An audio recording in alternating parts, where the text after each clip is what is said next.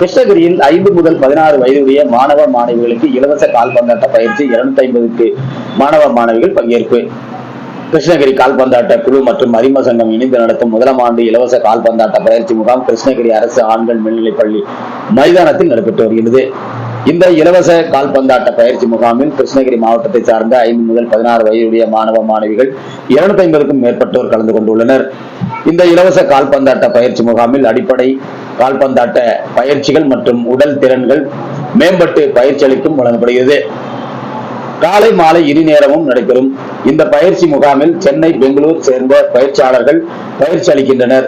கால்பந்து விளையாட்டில் பங்கேற்க எப்படி தயாராக வேண்டும், வலுவான உடல் கட்டமைப்பு உருவாக்க வேண்டும், கால்பந்து விளையாட்டில் திறமையுடன் பயிற்சி மேற்கொண்டு இலக்கை நோக்கி கோல் போடுவது எப்படி, உடல் திறன் மற்றும் இருந்தால் போதாது, அறிவுத்திறனையும் எதிரனையும் யூகங்கள் அறிந்து கொண்டு விளையாட வேண்டும் போன்ற பயிற்சிகள் வழங்கப்படுகின்றது. இந்த முகாமில் கலந்து கொள்ளும் மாணவ மாணவிகளுக்கு ஜெர்சி, சாக்ஸ், பூட்ஸ் மற்றும்